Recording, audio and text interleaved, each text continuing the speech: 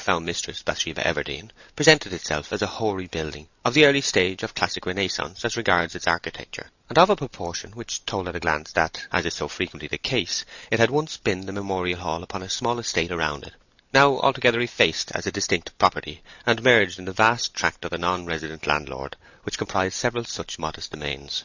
Fluted pilasters, worked from the solid stone, decorated its front, and above the roof the chimneys were panelled or columnar, some coped gables with finials and like features still retaining traces of their Gothic extraction.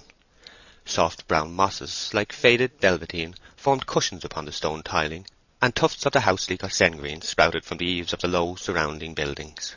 A gravel walk, leading from the door to the road in front, was encrusted at the sides with more moss. Here it was a silver-green variety, the nut-brown of the gravel being visible to a width of only a foot or two in the centre. This circumstance, and the generally sleepy air of the whole prospect here, together with the animated and contrasting state of the reverse façade, suggested to the imagination that, on the adaptation of the building for farming purposes, the vital principle of the house had turned round inside its body to face the other way. Reversals of this kind, strange deformities, tremendous paralyses, are often seen to be inflicted by trade upon edifices, either individual or in the aggregate, as streets and towns, which were originally planned for pleasure alone. Lively voices were heard this morning in the upper rooms, the main staircase to which was of hard oak, the balusters, heavy as bedposts, being turned and moulded in the quaint fashion of their century, the handrail as stout as a parapet top, and the stairs themselves continually twisting round, like a person trying to look over his shoulder. Going up, the floors above were found to have a very irregular surface, rising to ridges, sinking into valleys, and being just then uncarpeted, the face of the boards was seen to be eaten into innumerable vermiculations. Every window replied by a clang to the opening and shutting of every door. A tremble followed every bustling movement, and a creak accompanied the walker about the house like a spirit wherever he went. In the room from which the conversation proceeded, Bathsheba and her servant companion, Liddy Smallbury, were to be discovered sitting upon the floor, and sorting a complication of papers, books, bottles, and rubbish spread out thereon, remnants of the household stores of the late occupier. Liddy, the maltster's great-granddaughter, was about Bathsheba's equal in age, and her face was a prominent advertisement of the light-hearted English country girl. The beauty her features might have lacked in form was amply made up for by perfection of hue, which at this winter-time was the softened ruddiness on a surface of high rotundity that we meet with in a Terburg or a Gerard Dow, and, like the presentations of these great colourists, it was a face which kept well back from the boundary between comeliness and the ideal. Though elastic in nature, she was less daring than Bathsheba, and occasionally showed some earnestness, which consisted half of genuine feeling and half of mannerliness, superadded by way of duty. Through a partly open door the noise of a scrubbing-brush led up to the charwoman, Mary Ann Money, a person who for a face had a circular disc, furrowed less by age than by long gazes of perplexity at distant objects. To think of her was to get good-humoured. To speak of her was to raise the image of a dried Normandy pippin. "Stop your scrubbing a moment," said Bathsheba through the door to her. "I hear something." Mary Ann suspended the brush. The tramp of a horse was apparent, approaching the front of the building. The paces slackened, turned in at the wicket, and, what was most unusual, came up the mossy path close to the door. The door was tapped with the end of a crop or stick. "What impertinence," said Liddy in a low voice, "to ride up the footpath like that. Why didn't he stop at the gate? Lord, 'tis a gentleman. I see the top of his hat." "Be quiet," said Bathsheba. The further expression of Liddy's concern was continued by aspect instead of narrative.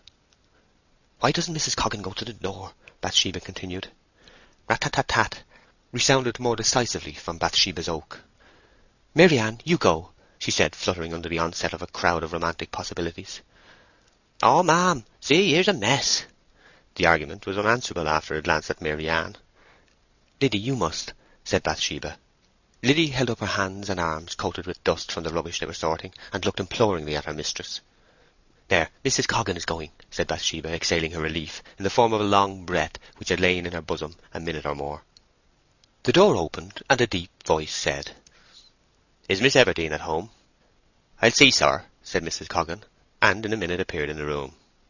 "Yeah, what a turt-over place this world is," continued Mrs. Coggan, a wholesome-looking lady who had a voice for each class of remark according to the emotion involved, who could toss a pancake or twirl a mop with the accuracy of pure mathematics, and who at this moment showed hands shaggy with fragments of dough, and arms encrusted with flour.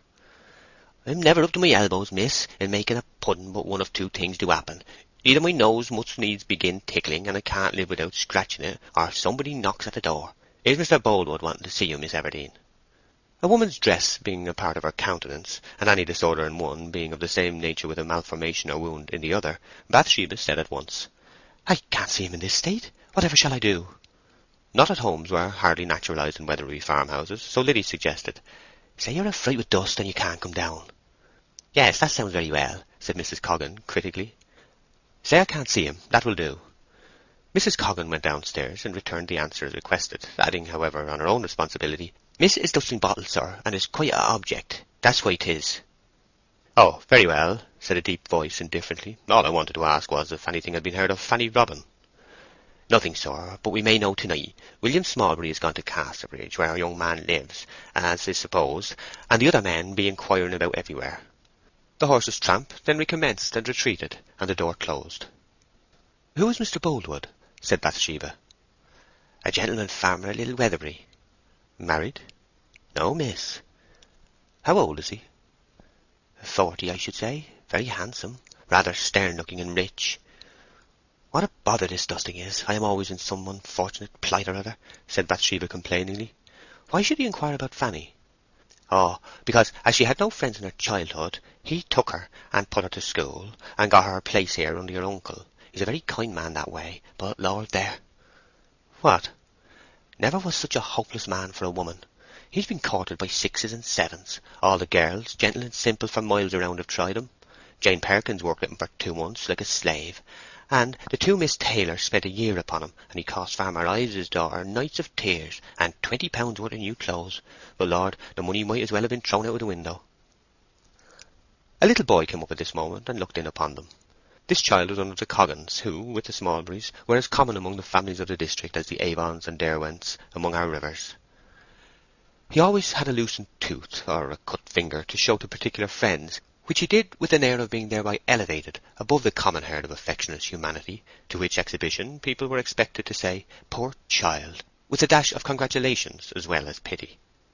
"I've got a penny," said Master Coggan in a scanning measure.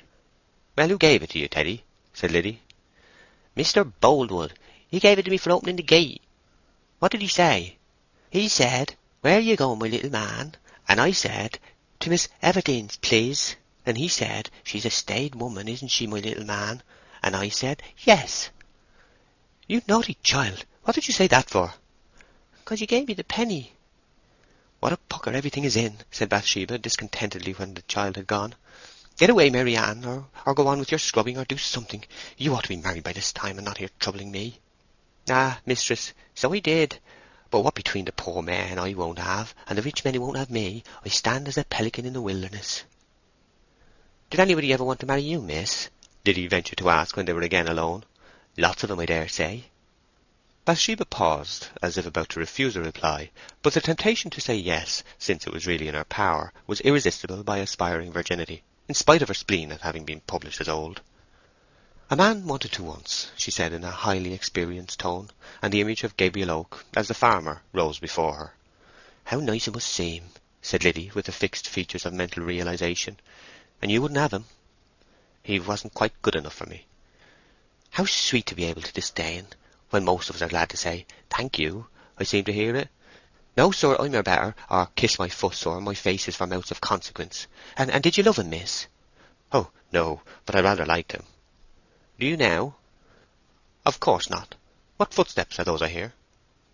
Liddy looked from a back window into the courtyard behind, which was now getting low-toned and dim with the earliest films of night. A crooked file of men was approaching the back door. The whole string of trailing individuals advanced in the completest balance of intention, like the remarkable creatures known as chained salpæ, which, distinctly organized in other aspects, have one will common to a whole family. Some were, as usual, in snow-white smock frocks of Russian duck, and some in whitey-brown ones of drabbet, marked on the wrists, breasts, backs, and sleeves with honeycomb work. 2 or 3 women in pattens brought up the rear. "The Philistines be upon us," said Liddy, making her nose white against the glass. "Oh, very well. Mary Ann, go down and keep them in the kitchen till I am dressed, and then show them in to me in the hall." End of chapter 9.